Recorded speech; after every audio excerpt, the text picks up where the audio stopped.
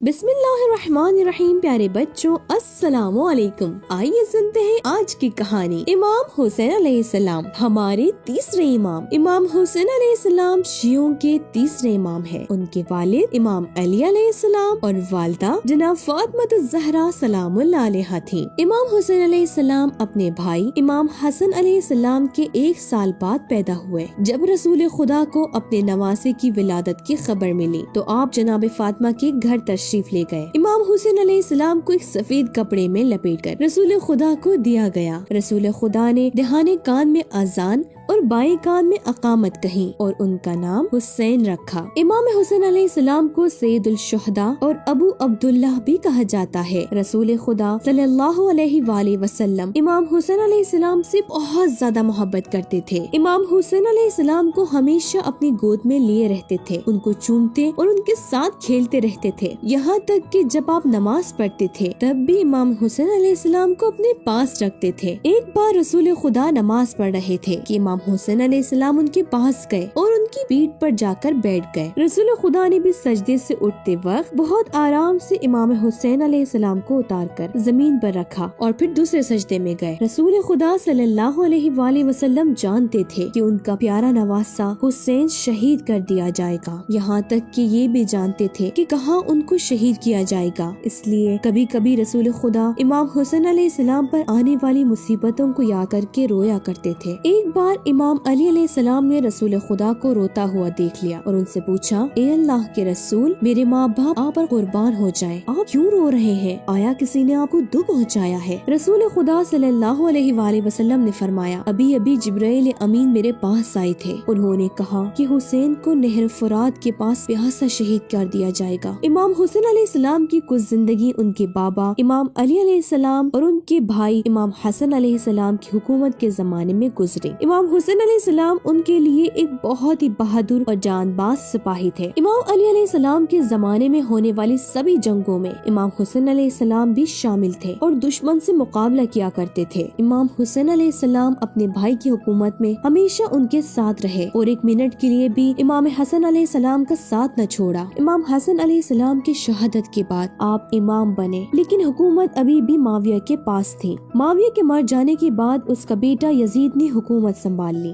یزید نے مدینے کے گورنر کو خط لکھا کہ امام حسین علیہ السلام سے میری بیعت لے لو، یعنی میری حکومت کو قبول کرنے پر مجبور کرو، اور اگر نہیں مانتے تو انہیں مار ڈالو۔ امام حسین علیہ السلام یزید کو حکومت کے لائق نہیں سمجھتے تھے، کیونکہ وہ کھلم کھلا شراب پیتا تھا، کھل کر گناہ کرتا تھا اور اسلام کے خلاف بولتا تھا۔ وہ دین اسلام کو نہیں مانتا تھا اور چاہتا تھا کہ دین اسلام کو مٹا ڈالے، لیکن امام حسین علیہ السلام نہیں چاہتے تھے کہ یزید کی بیعت کرے اور اس کی ظالم اور جابر حکومت کو قبول کرے، اس لیے اپنے گھر والوں اور کچھ ساتھیوں کے ساتھ مدینے سے نکلے اور مکہ کی طرف چلے گئے۔ امام حسین علیہ السلام جب تک مکہ میں تھے کوفہ والے امام کو بار بار خط لکھتے تھے اور کوفہ بلاتے تھے۔ کوفہ کے لوگ خط میں لکھتے تھے کہ ہم آپ کو اپنا امام مانتے ہیں اور آپ کے ساتھ یزید کی ظالم حکومت سے لڑنے کو تیار ہیں۔ کوفہ کے لوگوں نے بہت زیادہ خط لکھے تھے، اسی وجہ سے امام نے کوفہ جانے کا ارادہ کیا، لیکن جانے سے پہلے وہاں کے حالات کو سمجھنا ضروری تھا، اس لیے آپ نے اپنے چاچا کے بیٹے جناب مسلم کو کوفہ بھیجا۔ جب جناب مسلم کوفہ پہنچے تو ہزاروں لوگ آپ کے پاس جمع ہو گئے اور امام حسین علیہ السلام کی مدد کے لیے اپنی وفاداری کا اعلان کرنے لگے۔ جناب مسلم نے بھی خط لکھ کر اپنے استقبال اور کوفہ کے حالات کے بارے میں بتایا اور کہا کہ آپ کوفہ تشریف لے آئے۔ امام حسین علیہ السلام نے بھی اپنے ساتھیوں سمیت کوفہ کی طرف چلنا شروع کر دیا۔ یزید کے جاسوسوں نے یزید کو خبر دی کہ مسلم کوفہ میں ہے اور کوفہ کے لوگوں نے امام حسین علیہ السلام کی حمایت اور ان کی طرفداری کا اعلان کر دیا ہے۔ یزید نے بھی کوفیوں کو روکنے کے لیے ایک آدمی جس کا نام ابن زیاد تھا کوفہ بھیجا۔ ابن زیاد بہت ہی ظالم اور بے رحم آدمی تھا۔ اس نے کوفہ پہنچنے کے بعد لوگوں کو مارنے کی دھمکی دی۔ ابن زیاد نے لوگوں سے کہا کہ اگر وہ امام حسین علیہ السلام کی طرفداری کریں گے تو کسی کو نہیں چھوڑا جائے گا۔ کوفے کے لوگ ابن زیاد کے ڈر کی وجہ سے بہت گھبرانے لگے اور جناب مسلم کو تنہا چھوڑ دیا۔ حکومت کے سپاہیوں نے جناب مسلم کو پکڑ لیا اور گورنر کے محل میں لے گئے۔ ابن زیاد نے مسلم کے سر کو کاٹ کر بدن کو چھت سے نیچے پھینکوا دیا۔ امام حسین علیہ السلام کا قافلہ کوفے کی طرف چل رہا تھا کہ جناب مسلم کی شہادت کی خبر ملی۔ ابن زیاد کے سپاہیوں نے بہت ہی جلدی سے امام حسین علیہ السلام کا راستہ روک لیا اور ان کو آگے جانے سے روک دیا گیا۔ امام حسین علیہ السلام مجبور ہو گئے اور کربلا کی طرف چلے گئے۔